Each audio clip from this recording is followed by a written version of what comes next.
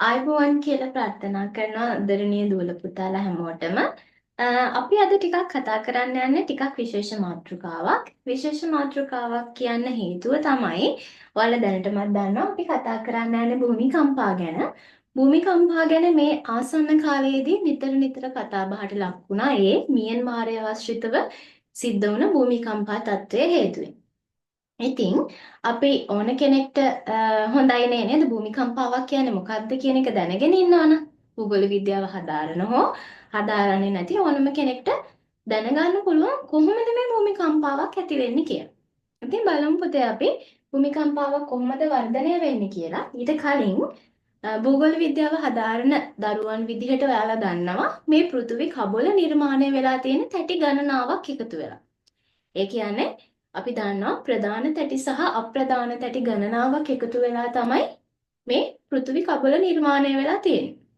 එතකොට මේ නිර්මාණය වීමත් එක්ක මේ තැටි එකිනෙක විවිධ දිශාවන් වලට චලනය වීම සිද්ධ වෙනවා. කොහොමද එහෙම වෙන්නේ? මේ චලනය වීම ඇති වෙන්නේ පුතේ මේවා සාගරික තැටි සහ මහද්වීපික තැටි විදිහට තියෙනවා.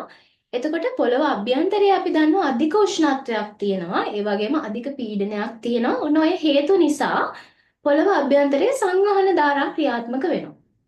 එතකොට මෙන්න මේ සංවහන ධාරාවල ක්‍රියාත්මක වීම මත මෙන්න මේ තැටි චලනය වීම සිද්ධ වෙන්න පුළුවන්.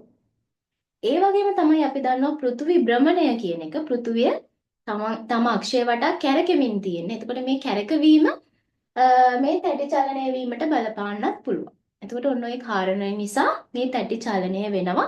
මේ තැටි චලනය වෙන ආකාරය අනුව අපි දන්නවා තැටි මායිම් වර්ග තුනක් තියෙනවා. එතකොට තැටි දෙකක් එකිනෙක මුහුණලා ගැටෙනවා නම් අපි ඒවට කියනවා අபிසාරී තැටි මායිම්. මෙයාලා එකිනෙක මුහුණලා තමයි අදින්නේ. ඒ වගේම තමයි මේ තැටි දෙකක් එකිනෙකට ප්‍රතිවිරුද්ධ පැත්තට යනවා නම්. හරි ඒ දෙන්න චුට්ටක් තරහයි දෙන්න ඈතට තමයි යන්නේ. එතකොට ඒ වගේ තැටි මායිම් වලට අපි කියනවා අපසාරී තැටි මායිම්. ඒ වගේම තමයි මේ තැටි දෙකක් එකිනෙක ගෑවෙමින් එහා මෙහා ගමන් කරනවා නම් ඒකට අපි කියනවා තීරයක් තැටි මායිම් කියලා. එතකොට මෙන්න මේ භූමිකම්පා පුතේ වර්ධනය වෙන්නේ බොහෝ දුරට අபிසාරී තැටි මායිම් ආශ්‍රිතව. ඒ කියන්නේ තැටි දෙකක් එකිනෙක ගැටෙනකොට තමයි මේ වගේ භූමිකම්පාවක් වර්ධනය වීමේ වැඩි හැකියාවක් තියෙනවා. එහෙමයි කියලා අපසාරී සහ තීරයක් ආශ්‍රිතව භූමිකම්පා ඇති වෙන්නේ නැහැ කියලා අපිට කියන්න බෑ. ඒ ආශ්‍රිතව භූමිකම්පා වර්ධනය වීමේ හැකියාව තියෙනවා. අපි බලමු දැන් භූමිකම්පාවක් කියන්නේ මොකක්ද කියලා. භූමිකම්පාවක් කියලා කියන්නේ පුතේ පොළව අභ්‍යන්තරයේ දීර්ඝ කාලයක් ඒකරාශී වන ශක්තිය ක්ෂණිකව පොළව මතු පිටට මුලා හැරීමත් එක්ක මේ පොළොව තලයේ චලනය වීම, කම්පණය වීම තමයි අපි භූමිකම්පාවක් කියලා කියන්නේ. ඒකට මේක ක්ෂණික චලනයක්. අපි පූර්ව පාඩමේ කතා කරනවා අන්තර්ජනන බලවේග ආශ්‍රිතව සිද්ධ වෙන ක්ෂණික චලන වලට ප්‍රතිඵලයක් විදිහට භූමිකම්පා ගැන අපි කතා කරනවා. එතකොට භූමිකම්පාවක් ඇතිවීම අපිට කල්තිය හඳුනා ගන්න බෑ. මොකද මේක ක්ෂණිකව සිද්ධ වෙන දෙයක් නිසා. එතකොට අපි ගත්තොත් පොතේ බොහෝ දුරට මේ භූමිකම්පා වර්ධනය වෙන්නේ සාගරික තැටියක් සහ මහද්වීපක තැටියක් එකිනෙක මුහුණලා ගැටුනහම. මෙන්න මේ ගැටීමෙන් මේ ගැටෙන ස්ථානය මත ශක්තිය එකතු වෙනවා. ඒ ශක්තිය P තරංග සහ S තරංග වලින් පොළොව මතු පිටට ලබා දෙනවා. P තරංග කියලා අපි කියන්නේ ප්‍රයිමරි වේව්. එහෙම නැත්නම් ප්‍රාථමික තරංග. S තරංග විදිහට අපි හඳුන්වනවා ද්විතීයික තරංග. එහෙම නැත්නම් සෙකන්ඩරි වේව්. මෙන්න මේ P තරංග කියන එක්කෙනා කෙටි තරංග වර්ගයක්. S තරංග කියන එක්කෙනා නාභියේ ඉඳන් අපි කේන්ද්‍රය දක්වා ශක්තිය අරගෙන යන තරංග විශේෂයක්. නමුත් මෙන්න මෙයා ප්‍රබල නැහැ. මෙයාට වඩා ටිකක් පල්ලෙහින් තමයි මෙයා ඉන්නේ. ශක්තිය අතින් ගත්තොත්. ඉතින් මේ P තරංග සහ S තරංග මගින් නාභියේ ඉඳලා අපි කේන්ද්‍රය වෙත ලබා දෙන ශක්තිය අපි කේන්ද්‍රයේ ඉඳන් පොළව මතු පිට එහා මෙහා අරගෙන යන්නේ මෙන්න මෙයා. මෙයා තමයි භයානකම කෙනා. L තරංග. එහෙම නැත්නම් long wave කියලා අපි කියනවා. එතකොට නාභිය මගින් එකතු කරගන්න ශක්තිය පොළව මත මුදාහරන කේන්ද්‍රය අපි අපිකේන්ද්‍රය කියලා හඳුන්වනවා. අපිකේන්ද්‍රයේ ඉඳලා අපිකේන්ද්‍රයේ වටා ඉන්න පිරිසට මේ භූමිකම්පාව දැනෙන්නේ මෙන්න මේ L තරංග හින්දා. භූමිකම්පාවේ අපිකේන්ද්‍රය නගරයක් මොකක් හරි නගරයක් කියලා කියමු අපි. එක නගරයක්. එතකොට ඒ නගරයට විතරක් නෙවෙයිනේ ඒ ස්ථානයට විතරක් නෙවෙයි භූමිකම්පාව දැනෙන්නේ. එතනින් එහාට මේකේ මේ භූමිකම්පාවේ ප්‍රබලත්වයේ තීව්‍රතාවය මත මෙයා ඈතට දැනීමේ හැකියාව තියෙනවා. එතකොට ඒ දැනීම ඒ කම්පනය දැනෙන්නේ මෙන්න මේ long wave නැත්නම් එල් තරංග නිසා. එතකොට පුතේ මේ විදිහට භූමිකම්පාවක් ඇති වුනහම අපි කේන්ද්‍රයට තමයි වැඩිම හානියක් සිද්ධ වෙන්නේ. ඒකට හේතුව තමයි නාභියේ ඉඳලා කෙලින්ම මේ ශක්තිය දෙන්නේ අපි කේන්ද්‍රයට. එතකොට එතන තමයි වැඩිම හානියක් සිද්ධ වෙන්නේ. භූමිකම්පා ගත්තාම අපිට තව කතා කරන්න පුළුවන් දෙයක් තමයි භූමිකම්පා කියන එක ගොඩාක් කියන්නේ ලෝකේ හැමතැනම ලොකු ව්‍යාප්තියක් අපිට හඳුනගන්න බෑ. නමුත් සිදුවීමේ හැකියාව තියෙනවා. අපි කිව්වා තැටි මායිම් චලනය වීම නිසා තමයි භූමිකම්පා ඇති වෙන්නේ කියලා. එතකොට මේ තැටි මායිම් වල ව්‍යාප්ති කලාපාශ්‍රිතව තමයි වැඩි භූකම්පන ප්‍රමාණයක් සිද්ධ වෙන්නේ. අපි බලමු කොයි වගේ ප්‍රදේශවලද භූමිකම්පාවක් වර්ධනය වීමේ හැකියාව තියෙන්නේ කියලා. ඔයාලට ස්ක්‍රීන් එකේ පේනවා ඇති පුතේ. ෂෙයා කරලා තියෙනවා භූමිකම්පා ව්‍යාප්ති සිතීම.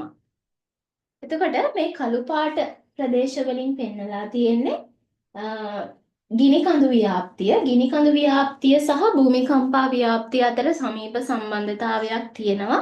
ඒකට හේතුව තමයි ගිනි කඳු සහ භූමිකම්පා කියන දෙකම සිද්ධ වෙන්නේ තැටි මායිම් ආශ්‍රිතව. අපි ගත්තොත් එහෙම මේ තියෙන්නේ මේ තැටි මායිම් දක්වන සිතියමක්. එතකොට අපි කිව්ව ප්‍රධාන භූ තැටි සහ අප්‍රධාන තැටි මායිම් ගණනාවක් තියෙනවා කියලා.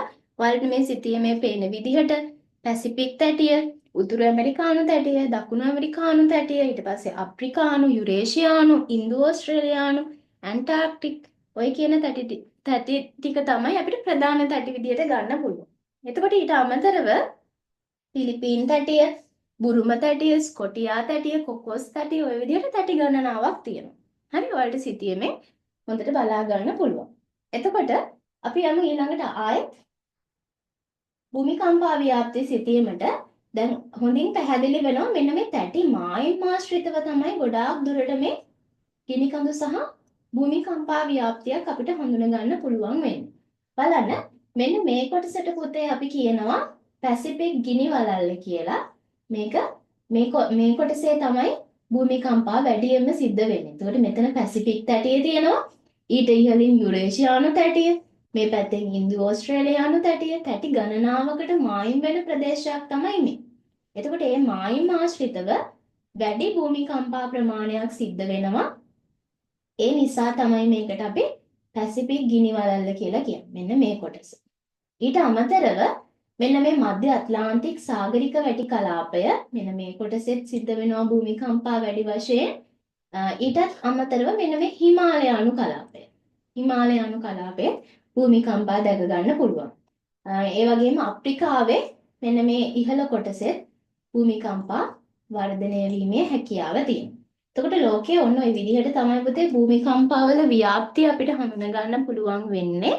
භූමිකම්පාවක් කියන්නේ මොකක්ද කියලා දැන් ඔයාලට හොඳින් තේරුම් යන්න ඇති. එතකොට මියන්මාරයේ සිදු වුණා මේ ළඟදී නේද රික්ටර් පරිමාණය 7.7ක විශාලත්වයකින් යුතු භූමිකම්පාවක්.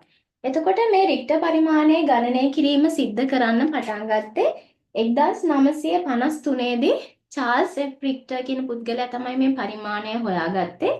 මෙයා මේ ඒකක පරිමාණයක් හඳුන්වලා දුන්නා. සාමාන්‍යයෙන් අපි රික්ටර් පරිමාණය 5ට 6ට වැඩි නම් ඒ භූමිකම්පාවෙන් සිද්ධ වෙන බලපෑම ටිකක් වැඩි.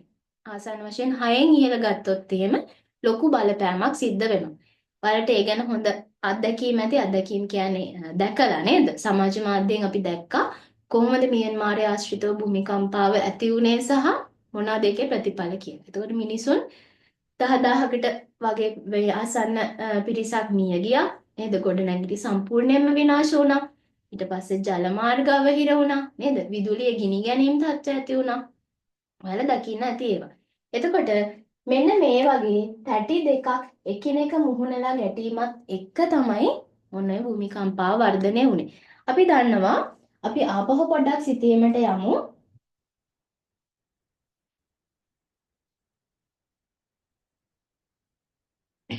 මෙන්න මේ ඉන්දු ඕස්ට්‍රේලියානු තැටියට ආසන්නයේ තමයි මෙන්න මේ කලාපයේ තමයි මියන්මාරය, තායිලන්තය වගේ රටවල් තියෙන්නේ. එතකොට මේ යුරේෂියානු තැටියට මායිම් වෙනවා, ඉන්දු ඕස්ට්‍රේලියානු තැටියට මායිම් වෙනවා, පිලිපීන තැටිය, බුරුම තැටිය ඔන්න ඔය වගේ තැටි ගණනාවකට මායිම් වෙනවා මේ කලාපය.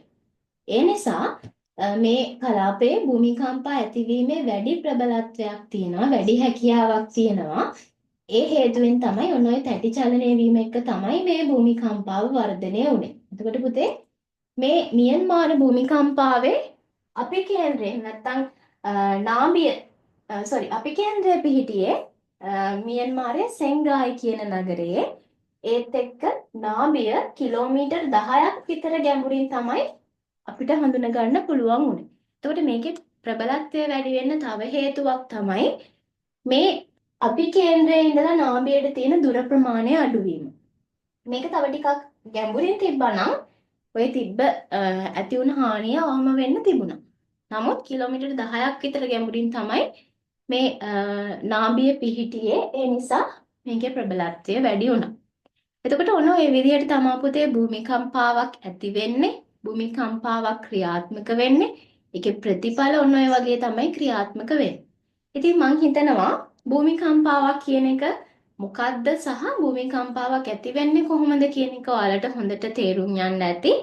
ඉතින් ආයෙත් දවසක තවත් මේ වගේම විෂය අදාළ කරුණුත් එක්ක අපි හම්බ වෙමු. ඒතෙක් ඔයාලට සුබ දවසක් ප්‍රාර්ථනා කරනවා. මම භාග්‍යා තෙන්නකෝ.